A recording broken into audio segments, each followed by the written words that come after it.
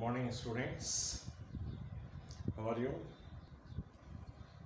Hope you are fine. See, today I would like to give you a tips to keep you fit and healthy because nowadays the climate is somewhat chill, so you may prone to get some temperature and cold.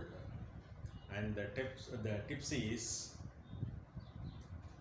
take milk with turmeric and some 2 or 3 pieces of garlic, boil it well, then take it. It would be really, it is not only a immunity booster, it may also act as a very good antibiotic. So you need not to worry about it. If you catch cold, cough or fever, for everything, this would be a very good remedy. Okay, students, let us start today's session with our vocabulary, that is the word of the day.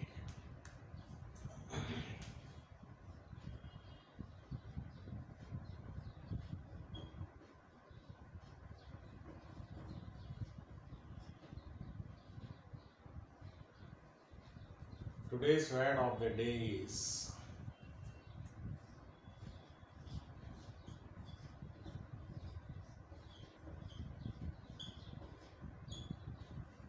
carte blanche. Carte blanche, not carte blanche, not key. See, just listen, see the pronunciation. Carte blanche, carte blanche. This CH, it would be pronounced like SH. Carte blanche. What does it mean? Unrestricted freedom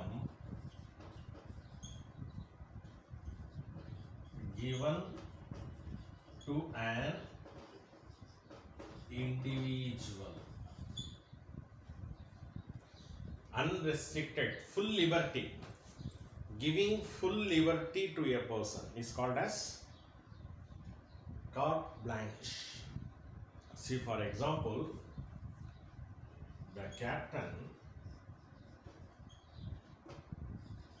has given carte blanche to select his team players. That is, he has given full authority, full liberty to select his team players. The captain has given carte blanche to select his team players. Take down this. Carte blanche. Okay, grammar tips. Today's grammar tips.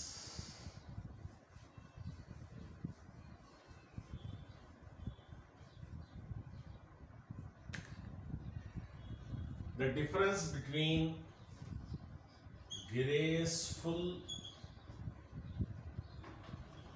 and gracious.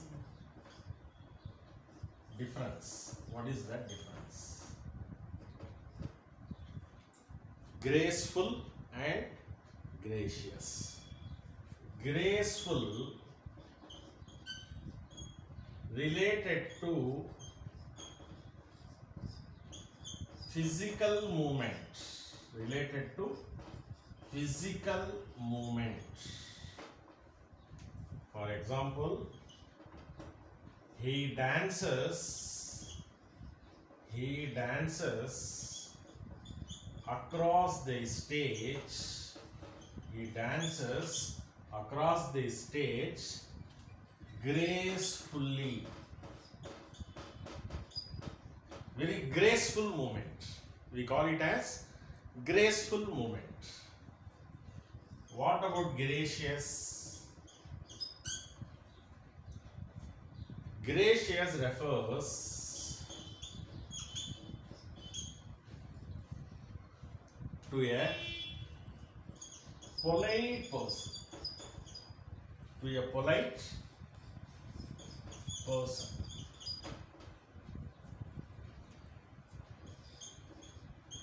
Our principal is very gracious. Our principal is very gracious. Our principal is very gracious. So graceful means related to physical movement. He dances across the stage gracefully. Whereas gracious means it refers to an attitude of a person. It refers to an attitude of a person, and the usage is our principal is very gracious. Our principal is gracious enough to accept our invitation. You can write many sentences. See, dear students, you should not stop with reading these words. You have to write your own sentences if you want to remember for a long time. You have to write down some 4 or 5 sentences of your own, so that you can remember, so that you can, that will remain in your memory for a long period of time. Yes. Got it? Understand? Yeah.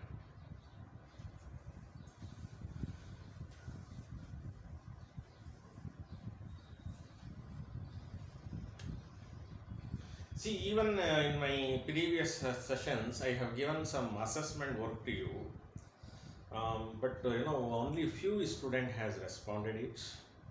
See, that is why I have mentioned in a comment. You can write your own use. I am not asking you to write the text, the points as such from textbook. No. What did you understand from my video lectures and what do you understand from your own, you can write. I have been, that is always telling you, when you write something, when you speak, don't worry about the mistakes. If you keep on worrying about your mistakes, you never venture. So don't worry, whatever you know, write, whatever you understand, just you write in your own words. Right? Let us see, no problem. So it is like, a child is not walking on the first day itself. Gradually, it learns to walk. So likewise, gradually you have to come from one stage to another stage. Need not to worry about your grammar, need not to worry about the grammatical mistakes and the sentence construction, nothing. You just keep writing, okay? Automatically things will be alright. So I request all of you to submit your assignment. Whether you are writing wrong or right, that is a different thing. That is a secondary thing. But the primary thing is that you have to write something. You have to answer. Even if an answer are nearer to that, that will be considered, that will be taken into account. Okay? Yeah. Today's class, we discuss on a term, child labor.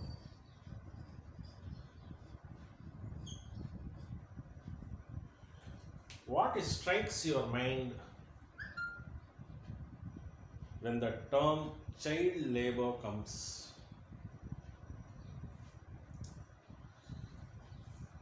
Definitely you might have seen, particularly in the evening times, some small children,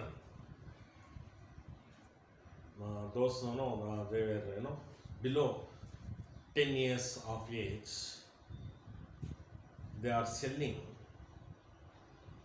flowers. They are selling flowers in front of the malls, in front of the big shops, in front of the cycle stand, or inside the bus stand. Usually what they do, They come to you and would say that, sir, this is the only one I have. You just please purchase it. If you purchase it, I can rush home. I can go home early today. Only one is left, sir. Please purchase it. Purchase it. See, he runs from pillar to post to sell his products. They are in school uniform. Sometimes it is very painful to see the small children. They are, begging. They are requesting us. Sir, idu onne one irukku neenga vaangitingna na veetukku poiduven. Up to what extent it is true or not, it is a different thing.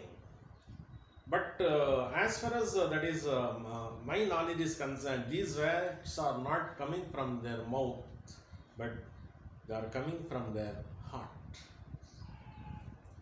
So these type of children you might have come across. They are going from one bus to another bus. They are simply hopping. They are jumping, right? They are asking each and every, from window to window, they are, they keep on asking all the passengers to purchase their products. Very horrible to see this. And the second thing is, in cities traffics, whenever you halt up in a traffic signal, some small children simply, they came near you.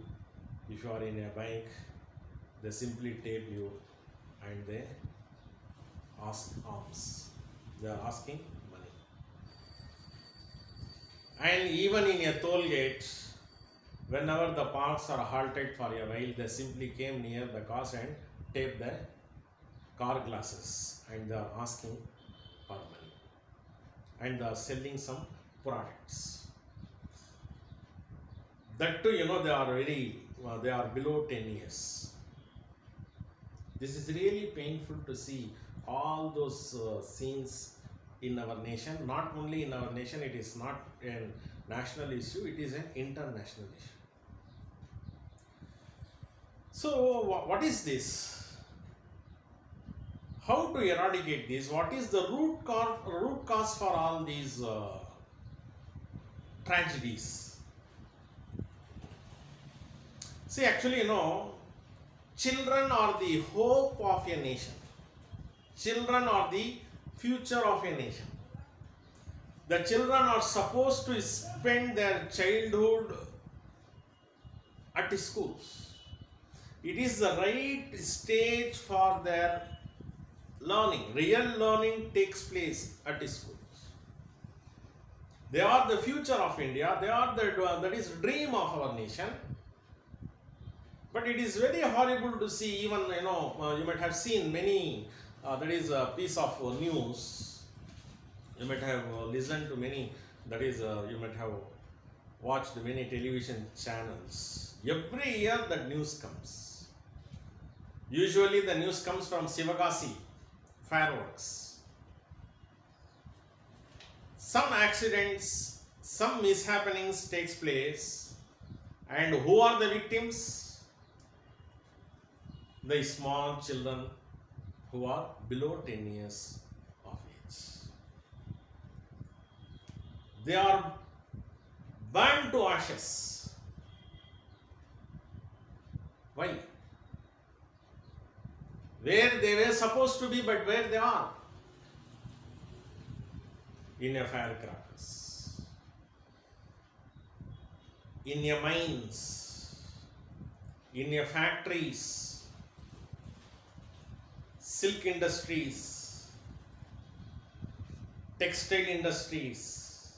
Wherever you go, you can find small children. They are toiling in industries. Actually, it is called as an exploitation. Exploitation of childhood takes place. Actually, who are the children? Who are they? Why they become burden? Who sends them for job? Why they are imposing a very tough task? Who is imposing the tough task on their shoulders? Are they willing? No chance. Somebody is pushing them. What are the factors push them to? What are the factors land them in trouble? Actually, who are they? In the Holy Quran, one verse says, kill not your children because of the poverty. Kill not your children because of the poverty. The Almighty is nourishing you and cherishing you, and the same Almighty too nourish your child. See, majority of people, you know what they do? They undergo abortion. They don't want female child. They want male child. And they unnecessarily they are aborting. The reason is that they simply bother about that who will take care. But God says, I will take care. I am feeding you and I will feed your child also. And what that is Jesus Christ, peace be upon him, what he says? Let the children come to me. Let the children come to me, for the kingdom of God is belong to them. For the kingdom of God is belong to them. They are children. But the very, the regretful thing is that the problem of child labor is hampering the progress of our nation. That may present us in a very shameful state of affairs. Who are they? They have every right to live in this world. They have every right to live in this world. They have the right to be free. Children have the right to eat. They have right to drink. They have right to sleep. They have right to dream. Because children are the hope of our nation. Children are the hope of our nation. And what is the main reason? What are the root cause? The root cause is two things. One is poverty. Another one is unemployment.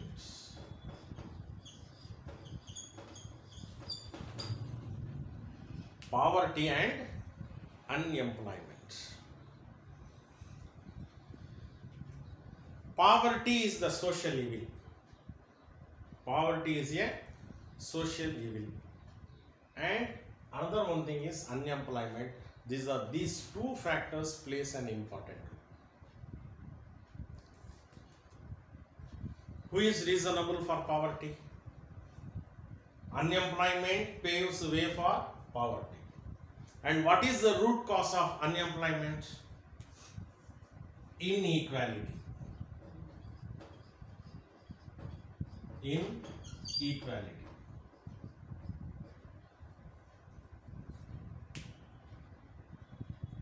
From where inequality comes? Discrimination, racism, caste, creed and race. These paves way for inequality. Inequality paves for unemployment. Unemployment paves way to poverty. Finally, for parents, there is no other go. They send their children to job. Okay, of course, our government has, established many NGOs, so many acts to abolish child labor. Everything has been, that is implemented, everything has been designed. Whether it has been implemented effectively or not, that is the things to be debated. Oh, these things, inequality. equal status to everyone. Equal status to everyone. If equal status given, if there is no discrimination in the society, automatically people get employment. See, inequality in a sense, not only in giving job, but in giving education itself. Where is the equal proportion? And usually what is happening in our country? What is the condition of government schools? Nowadays it has been improved. But if you go behind, that is 10 years or 15 years back, what were the condition of our, that is government schools? Many of the villages that didn't have government schools. Even if they had, they were not properly maintained. They were not properly maintained. The infrastructure is very horrible. Many schools, many schools in the villages were without blackboards, without teachers. But sometimes very few teachers. How they can control all the boys or all the girls? How it is possible for the teachers? The proper postings were not generated. The roof of the schools were totally damaged. When the rain comes, they have to hurry home. This type of infrastructure. And some villages don't have schools, or else they have to go to a remote places to attend schools. So scarcity of education in a villages. This is also one of the main reason for child labor. And parents thought that it is worthwhile to send their children to school. Are they really learning? So why should I send my son or daughter to school? Let them work in your factories so that it would become a source of income. So the infrastructure in villages, particularly the schools. On the other hand, private schools.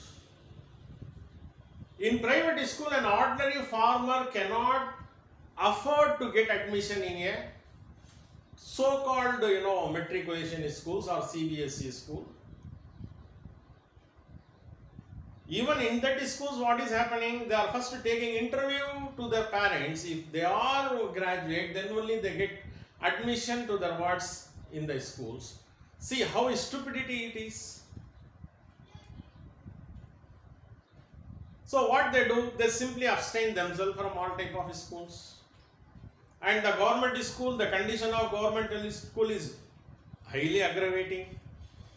So what they would do, and the result is that they simply send their children to brick kilns, or to fireworks industries, or to textile industries, or to do some petty jobs in a shop. This is the main reason for child labor. This is one thing. And another one thing is that exploitation of industrialists. What the company owners, what they do? They can extract more work from children rather than getting work from adults.